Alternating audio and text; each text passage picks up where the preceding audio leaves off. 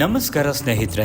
Cancer ಚಿಕಿತ್ಸಾ ಕ್ಷೇತ್ರದಲ್ಲಿ ಭಾರತದಲ್ಲೇ ಒಂದು ಅತ್ಯಂತ ದೊಡ್ಡ ಹೊಸ ಮೈಲುಗಲ್ಲು ನಿರ್ಮಾಣವಾಗಿದೆ.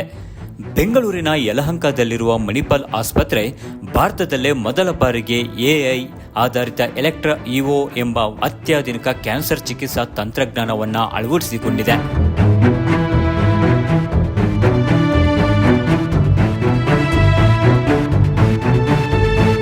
ಪ್ರತಿಯೊಬ್ಬ ರೋಗಿಯ ಅಗತ್ಯಕ್ಕೆ ತಕ್ಕಂತೆ ರೇಡಿಯೇಷನ್ ನೀಡುವ ಈ ಎಐ ತಂತ್ರಜ್ಞಾನ ಹೇಗೆ ಕೆಲಸ ಮಾಡುತ್ತೆ, ಇದರ ಲಾಭಗಳೇನು, ಬನ್ನಿ ಈ ವಿಡಿಯೋದಲ್ಲಿ ತಿಳಿಯೋಣ. I am Dr. Vikram Maya. I am the lead and the chief radiation oncologist at Manipal Hospital, Yelahanka. Here in Yelahanka, we have introduced the latest linear accelerator. This is called as Electra Evo. So what is the best part about this Electra Evo is that it has AI enabled, artificial intelligence enabled online adaptive planning. So what is online adaptive planning is whenever we treat a patient, it adapts to the present anatomy when the patient is lying down. So the patient gets the best benefit with respect to maximum dose to the tumor and minimum dose to the normal tissues. ಭಾರತೀಯ ವೈದ್ಯಕೀಯ ಸಂಶೋಧನಾ ಮಂಡಳಿ ಪ್ರಕಾರ ನಮ್ಮ ದೇಶದಲ್ಲಿ ಪ್ರತಿ ವರ್ಷ ಸುಮಾರು 14.6 ಲಕ್ಷ ಹೊಸ ಕ್ಯಾನ್ಸರ್ ಪ್ರಕರಣಗಳು ದಾಖಲಾಗುತ್ತಿವೆ. ಇಂತಹ ಸಮಯದಲ್ಲಿ ಸುರಕ್ಷಿತ ಹಾಗೂ ಅತ್ಯಂತ ನಿಖರವಾದ ಚಿಕಿತ್ಸೆ ನೀಡುವುದು ಅತ್ಯಗತ್ಯ.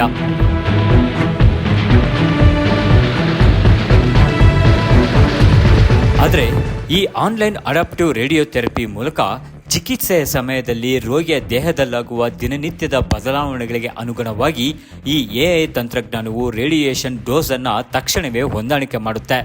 ಅಷ್ಟೇ ಅಲ್ಲದೆ ಇದು ಟ್ಯೂಮರ್ ಅಂದರೆ ಗಡ್ಡೆ ಮತ್ತು ಅದರ ಸುತ್ತಲಿನ ಆರೋಗ್ಯಕರ ಅಂಗಾಂಶಗಳನ್ನು ಸ್ಪಷ್ಟವಾಗಿ ಗುರುತಿಸಿ ಕೇವಲ ಕ್ಯಾನ್ಸರ್ ಕೋಶಗಳ ಮೇಲೆ ಮಾತ್ರ ದಾಳಿ ಮಾಡಲು ನೆರವಾಗುತ್ತೆ.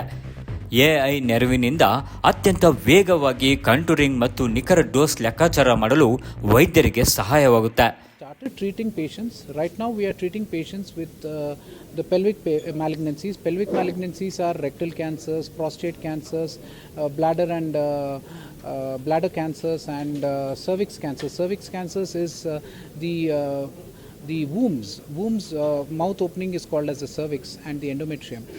ಈಗಾಗಲೇ ಮಣಿಪಾಲ್ ಆಸ್ಪತ್ರೆಯಲ್ಲಿ ಸ್ಥಳೀಯವಾಗಿ ಮುಂದುವರಿದ ಹಂತದಲ್ಲಿದ್ದ ರೆಕ್ಟಲ್ ಕ್ಯಾನ್ಸರ್ ರೋಗಿಗೆ ಅತ್ಯಲ್ಪ ಅಡ್ಡ ಪರಿಣಾಮಗಳೊಂದಿಗೆ ಯಶಸ್ವಿಯಾಗಿ ಚಿಕಿತ್ಸೆ ನೀಡಲಾಗಿದೆ.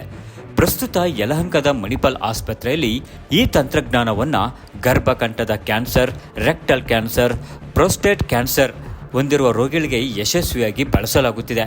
ಇದು ಕ್ಯಾನ್ಸರ್ ಪೀಡಿತರಿಗೆ ಹೊಸ ಭರವಸೆಯ ಕಿರಣವಾಗಿದೆ.